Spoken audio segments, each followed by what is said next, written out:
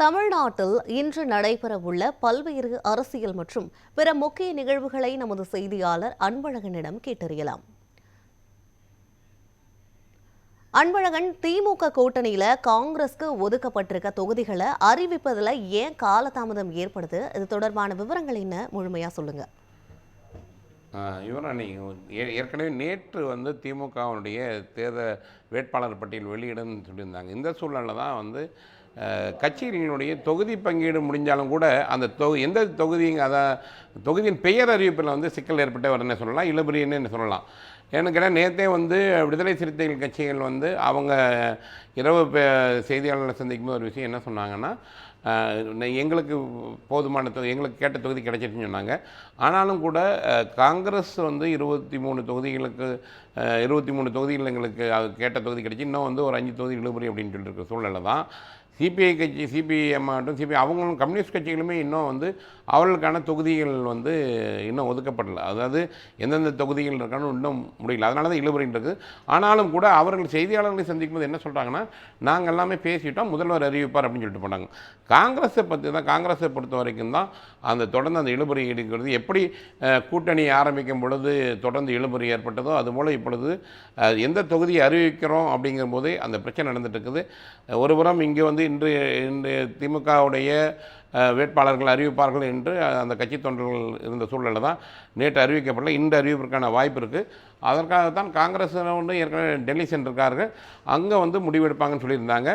இருந்தாலும் கூட தொடர்ந்து அந்த கூட்டணியினுடைய தொகுதி உடன்பாட்டில் எந்த தொகுதியில் நிற்போங்கிறதுல ஒரு இழுபறி இருக்குது. ஏன்னா இவங்க கேட்கக்கூடிய தொகுதி தேமுதிகவும் அதேமாதிரி கம்யூனிஸ்ட் இந்த மாதிரி ஒரு சிலர் காங்கிரஸ் கேட்கக்கூடிய தொகுதியில் கேட்டுருக்கனால தான் அந்த தொடர்ந்து இழுபறி இருக்குது.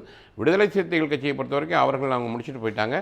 காங்கிரஸ் கட்சியினால தான் தொடர்ந்து திமுகவுக்கும் காங்கிரஸுக்கும் இருக்கான அந்த தொகுதி பங்கீட்டில் எந்த தொகுதி நிற்கிறோங்கிறதுல தொடர்ந்து இழுபறி நீடிச்சிட்ருக்கு. இன்று அறிவிப்பு வெளியாகும் என்று தெரிவிக்கிறது. இன்று ஒட்டுமொத்தமாகவே அவர்கள் வேட்பாளரை, அதாவது திமுகவின் சார்பாக நிற்கக்கூடிய வேட்பாளர் பட்டியல் வெளியிடுவதற்கான வாய்ப்புகள் அதிகமாகவே இருக்கிறது. அன்பழகன், அடுத்ததாக நேற்று அதிமுகவினுடைய 2ஆம் கட்ட வேட்பாளர் 127 பேர் அடங்கிய வேட்பாளர் பட்டியல் வெளியானது. அதே போல அதிமுகவில் இன்று 3ஆம் கட்ட வேட்பாளர் பட்டியல் அறிவிக்கப்பட வாய்ப்பு இருக்கு. அது தொடர்பான தகவல்களை சொல்லுங்க. யுரணி, ஏற்கனவே அவர் தொடர்ந்து அதிமுக சார்பாக பிரச்சாரத்தை தீவிரப்படுத்திட்டார்னே சொல்லலாம் எடப்பாடி பழனிசாமி அவர்கள். ஏன்னா அதற்காகத்தான் முதல் கட்டமாக 23 வேட்பாளர்களையும் அடுத்த கட்டமாக 127 வேட்பாளர்களையும் அறிவித்த சூழலில் இன்று 3ஆம் கட்ட வேட்பாளர் அப்படின்னு வெளியிடுவதற்கான வாய்ப்பு இருக்கிறது. ஏன்னா அவங்க ஒவ்வொரு பக்கமே அவர் தொகுதியுடைய அந்த பிரச்சாரத்துக்கு போகும்பொழுது அந்த வேட்பாளர்களையும் நிற்க வைத்து கூட தேர்ந்தெடுக்கும் சூழல் இருக்குது. அதனால் மிக விரைவாகவே அவர்கள் வேட்பாளர் பட்டியலை அளிப்பதற்கான 3ஆம் கட்ட வேட்பாளர் அறிவிப்பதற்கான வாய்ப்பு இருக்குது. ஏனென்றால் தமிழக தேர்தலை பொறுத்த வரைக்கும் பிரச்சாரத்தில் முந்தி செல்பவர்கள் ஏடிஎம், அதாவது அதிமுக பிரச்சாரத்தில் அவங்க தங்கள் பணியை மிக வேகமாக போயிட்டே இருக்காங்கன்னு சொல்லலாம். அதனால் அவங்க இந்த 3ஆம் கட்ட அந்த இறுதி வேட்பாளர் இன்றைக்கி அறிவிப்பதற்கான வாய்ப்புகள் இருக்குது. ராணி, கண்டிப்பாக அன்பழகன், அடுத்ததாக தேர்தல் தேதி நெருங்கி வரும் நிலையில் அரசியல் கட்சி தலைவர்கள் பிரச்சாரத்தில் ஈடுபட்டு கொண்டிருக்கிறார்கள். அதே போல சீமானுடைய தேர்தல் பிரச்சாரம் மக்கள் மத்தியில் எந்த அளவுக்கு ஒரு தாக்கத்தை ஏற்படுத்தி இருக்கு, அதை பற்றி சொல்லுங்க.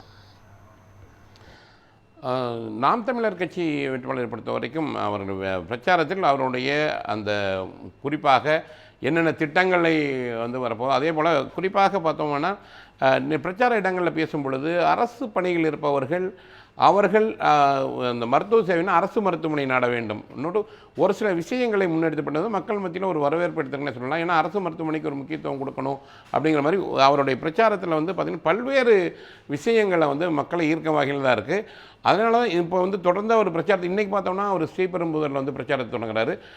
இவருக்கு ஒவ்வொரு கேள்விகளுக்கும் பதில் சொல்லிட்டு இருக்காரு.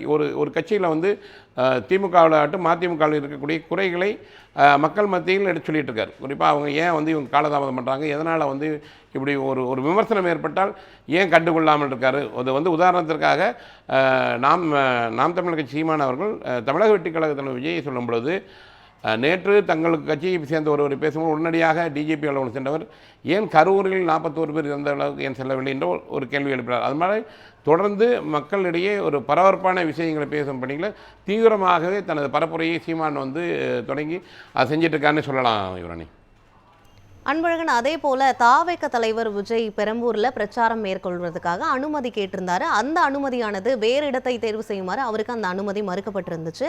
ஸோ தாவேக தலைவரோட பிரச்சாரத்திற்கு அனுமதி வழங்கப்படுறதுல என்ன மாதிரியான சிக்கல் இன்னுமே நீடிச்சிட்டு இருக்கு சொல்லுங்க.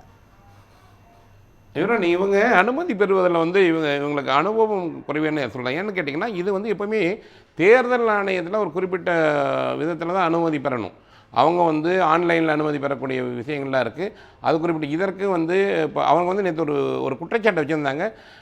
பெரம்பூர் பகுதியில் தாங்க இருக்கிற இடத்துல வந்து மாநகராட்சி அந்த இடைஞ்சல் பண்ணியிருக்காங்க. அங்கே வந்து மாநகராட்சி வேலை நடக்கவே இல்லை. அதுதான் உண்மையும் கூட. ஏன்னா அங்கே வந்து குடிநீர் குழாய் பறிப்பதற்கான மெட்ரோ ஒர்க்கு தான் நடந்துட்டு இருந்தது. அது வந்து உடனடியாக சரி செஞ்சான்னு சொல்லியிருக்காங்க. இதைத்தான் வந்து மாநகராட்சி ஆணையரும் தேர்தல் நடத்தும் அலுவலரான குமரகுருபரனும் பதில் வழக்கம் சொல்லியிருக்காங்க. இவங்களுக்கு என்னென்னா, எடுத்தவுடனே வந்து அந்த இடத்துல வந்து உடனே வந்து அந்த எப்படி அணுகிறனே தெரியல. ஒரு சில 2 விதமான இருக்குது. ஆன்லைனில் வந்து 48 நாளுக்கு முன்னாடி பண்ணணும், அதற்கு என்று தனி இணையதளம் இருக்குது, அதில் தான் மூவ் பண்ணணும். ஏன்னா இத்தனை வந்து தொடர்ந்து அரசியல் கட்சிகள் எல்லோருக்கும் அனுமதி இருக்கும் பொழுது அவர்களுக்கான அந்த அனுமதியை பெறுவதில் வந்து அவங்க காலதாமதம் பண்ணுறாங்க. அதில் வந்து உடனடியாக அவங்க மாட்டிக்கொள்ளணும். உடனடியாகவே தெரிஞ்சு அது என்ன விஷயம் நடக்குது அப்படிங்கிற விஷயம் தனியாக ஒரு குழு வந்து அமைச்சிருந்தாங்கன்னா, ஒரு குழு அமைச்சு அது தீவிரமாக இருந்தாங்கன்னா இந்த மாதிரி ஒரு பிரச்சனைகள் வராது. வரக்கூடிய நாட்களில் அதை சரி செய்வாங்கன்னு எதிர்பார்க்கப்படுகிறது. ஏனென்றால் அனைத்து கட்சியும் தேர்தல் ஆணையம் தேர்தல் அறிவித்து விட்டாவே முழுவதுமாகவே தேர்தலுடைய கட்டுப்பாட்டுக்கு வந்துடும். அதனால் வந்து பார்த்தோம்னா தனிப்பட்ட முறையில் வந்து ஒருத்தர் கொடுத்து ஒருத்தர் கொடுக்காம அந்த மாதிரியான விஷயங்கள் இருக்காது. முறைப்படி அவர்களும் தெளிவாகவே நாம் இது குறித்தும் கூட மாநகராட்சி ஆணையரிடம் கேட்ட பொழுது அதுதான் அவர் தான் தெளிவான விளக்கம் சொல்லியிருந்தார். ஏன்னா நாங்கள் அந்த இடத்துல மாநகராட்சி பணி எதுவும் நடக்கலை, இவர்கள் எங்களுக்கு முறைப்படி இந்த டைம் வந்தால் நாங்கள் கண்டிப்பாக அனுமதி கொடுத்துறோம் அப்படின்னு தான் சொல்லியிருக்காங்க. அதனால் தேர்தல் நடத்தும் அலுவலருக்கான அதற்கான முறையில் அவங்க அனுமதி பெறணும். கண்டிப்பாக வரும் நாட்களில் அது கண்டிப்பாக அனுமதி பெறுவாங்க. அதுக்கு தகுந்த மாதிரி இவங்களும் அனுமதி கொடுப்பாங்க. அது அப்படிங்கிற ஒரு விஷயத்தையும் வந்து அவங்க மாநகராட்சி ஆணையர் செய்யலாம். மாநகராட்சி ஆணையரும் தேர்தல் நடத்தும் அலுவலர், சென்னையை பொறுத்த வரைக்கும் தேர்தல் நடத்தும் அலுவலர் அவர் தான். அவரும் கூட நம்மளுக்கு அந்த ஒரு விஷயத்தை சொல்லியிருக்காரு யுவராணி. கண்டிப்பாக அன்பழகன். அடுத்ததாக அதிமுக தலைமையிலான என்டிஏ கூட்டணியில் அங்கம் வகிச்சிட்டு இருக்க அமமுகவுக்கு 11 தொகுதிகள் ஒதுக்கப்பட்டிருக்கு. அமமுகவோட வேட்பாளர்கள் பட்டியல் இன்னைக்கு அறிவிக்கப்பட வாய்ப்பு இருக்கா? இன்னைக்கு அறிவிக்கப்பட வாய்ப்பு இருக்குது. ஏன்னா ஏற்கனவே வந்து தொடர்ந்து இவங்க தேர்தல் பிரச்சாரத்தை ஆரம்பிச்சுட்டாங்க எடப்பாடி பழனிசாமி அவர்கள். அதனால் தொடர்ந்து அவர்களுக்கான அந்த பகுதிக்கு போகும்பொழுது அந்த வேட்பாளர்கள் யாருன்னு வேணும். அதனால் வந்து இன்று அறிவிப்புக்கான வாய்ப்புகள் அதிகளவே இருக்குது. ஆனால் கண்டிப்பாக இன்னைக்கு கூப்பிட்டு அறிவிச்சிருவாங்க. அந்த வேட்பாளர் யாரும் மிக விரைவில் தகவல் வெளியாகிடும். நிச்சயமாக அன்பழகன், இன்று நடைபெற இருக்கும் அரசியல் நிகழ்வுகளை முழுமையான விவரங்களோடு வழங்கியமைக்க நன்றி.